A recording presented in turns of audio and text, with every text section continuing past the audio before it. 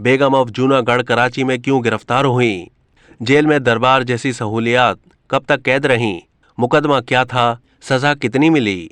क़याम पाकिस्तान के वक्त इंडिया ने रियासत जूनागढ़ पर कब्जा कर लिया तो रियासत के हुक्मरान नवाब महाबत अली खान ने अपने अहले खाना के साथ पाकिस्तान में अकामत इख्तियार कर ली। नवाब महाबत अली खान की पहली अहलिया मुनव्वर बेगम ऑफ जूनागढ़ के मनसब पर फाइज थीं। उन्हें माँ साहब कहा जाता था। उनकी शख्सियत जज्बाती और मेहरबान थी। वो अपने घर आने जाने वालों के साथ चाहे वो गरीब हो या अमीर इंतहाई मेहमान नवाजी का सलूक करती थीं, मगर अपने मुलाजमीन के साथ उनका रवैया इंतहाई नफरत अंगेज था। मुनव्वर बेगम और नवाब महाबत अली खान में ताल्लुकात कशीदा होने की वजह से दोनों अलग अलग घर में रहते थे। मुनव्वर बेगम को रेस के घोड़े खरीदना और सट्टेबाजी का शौक था। वो बेईमान जुआरियों और धोखेबाज घुड़सवारों के कहने पर बड़ा बड़ा जुआ खेलती और हारने के बाद कराची के सुनारों के पास अपने कीमती जेवरात रहन रखती थीं।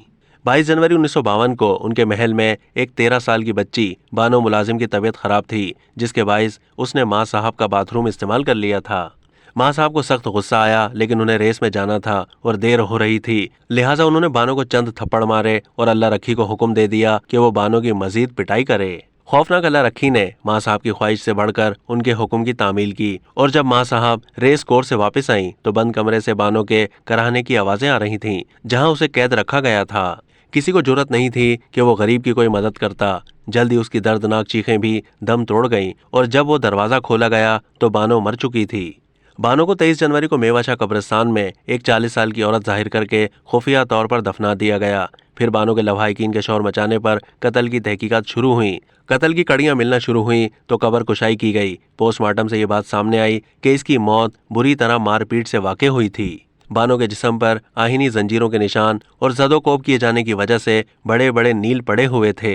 28 जनवरी 1952 को पुलिस ने दिलावर हाउस पहुंचकर माँ साहब और अल्लाह रखी को गिरफ्तार कर लिया। उन्हें जेल ले जाया गया, जहां माँ साहब को इतनी सहूलियत दी गई कि उनका कमरा दरबार का मंजर पेश करने लगा था।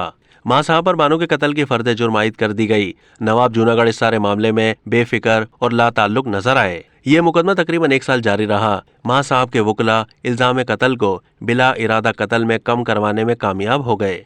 16 फरवरी 1953 को सिंध चीफ कोर्ट के जज जस्टिस मोहम्मद बच्चल ने फैसला सुना दिया, जिसके मुताबिक बानो का कत्ल बेगम जूनागढ़ ने खुद तो नहीं किया, मगर वो इस जुर्म की मुहर्रिक थीं, इसलिए वो सजा की मुस्तहिक हैं। लेकिन चूंकि वो एक आला समाजी रुतबे की हामिल हैं, इसलिए वो जितना अरसा कैद में गुजार चुकी हैं और उनकी जितनी बदनामी हो चुकी है वही उनकी सजा है।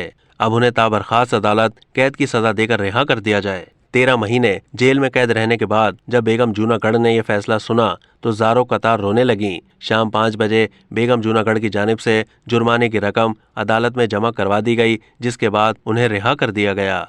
अब तक के लिए इतना ही। मज़ीद मालूमात के लिए डेली जंग के यूट्यूब चैनल को सब्सक्राइब कीजिए।